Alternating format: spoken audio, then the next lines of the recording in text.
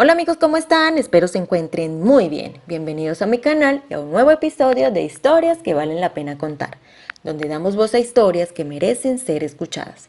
Yo soy Daniela Montañez y antes de comenzar te invito a suscribirte y activar la campanita de notificaciones para que no se pierdan ningún video. Hoy les traigo una historia que ocurrió en Colombia y recuerden que cada historia tiene su propio valor y su propia lección.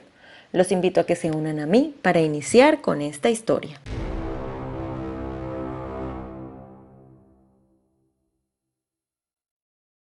Colombia en el año 2020 enfrentaba una crisis alarmante.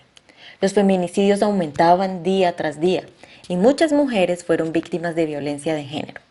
Y es por eso que hoy hablaremos de la historia de Daniela Espitia. Los hechos ocurrieron el 17 de agosto del año 2020 en un motel en Barranquilla y posteriormente encontrada ese mismo día por empleados del motel. Daniela Espitia Flores nació en Barranquilla en 1999 en el seno de una familia trabajadora. Tenía 21 años de edad, hija de Rosa Flores y Julio Espitia, y tenía 3 hermanos. Vivía en el barrio La Sierrita, un sector humilde de Barranquilla, pero lleno de vida, donde era querida por sus vecinos. Daniela era conocida por su alegría, su carisma y su amor. Muchos la describían como una joven soñadora, responsable y entregada a su familia.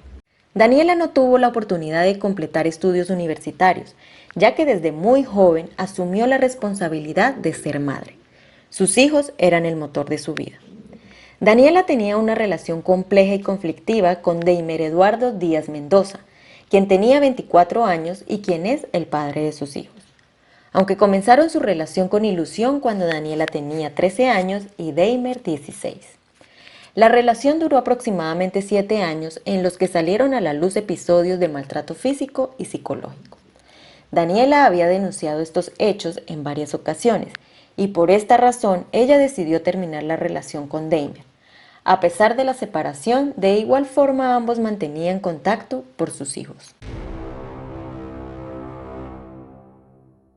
Según las investigaciones, el 17 de agosto, Deimer citó a Daniela en el motel La Ribera en Barranquilla, con la excusa de entregarle dinero para la manutención de sus hijos.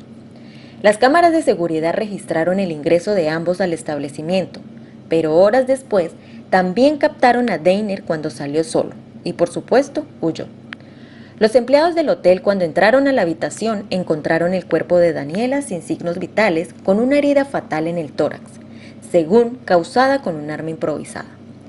Las investigaciones revelaron que Daniela fue víctima de un ataque premeditado. Deimer, en un acto de violencia y desesperación, decidió desvivirla. Después de que las autoridades encontraron a Daniela, le informaron a la familia y les confirmaron que ella había sido víctima de un feminicidio. Eliana, una de las hermanas de Daniela, dijo que la familia estaba devastada por la noticia. También dijo que Daniela había estado en contacto con su madre horas antes de los hechos y no se explicaban cómo pudo suceder. Finalmente, Deimer fue capturado el 6 de septiembre en la localidad de Usaquén, en Bogotá, mientras cometía un robo. Durante su detención, las autoridades verificaron que tenía una orden de captura vigente por el feminicidio de Daniela. Deimer Eduardo Díaz Mendoza fue declarado culpable del feminicidio agravado de Daniela Espitia Flores. En agosto del 2021, el Juzgado Sexto Penal de Barranquilla lo sentenció a 34 años, 8 meses y 20 días de prisión. Actualmente cumple su condena en un centro penitenciario del país. Aunque esta sentencia trajo un poco de justicia, la familia de Daniela sigue viviendo con el dolor de su ausencia y sus hijos ahora bajo el cuidado de sus abuelos enfrentando un futuro lleno de desafíos. Y bueno amigos, así llegamos al final de la historia de hoy. La historia de Daniela no debe olvidarse. Es un recordatorio de cómo la violencia de género destruye vidas, familias y comunidades. Hoy Daniela ya no está, pero su historia nos obliga a reflexionar. Es hora de romper el silencio, denunciar el maltrato y exigir justicia.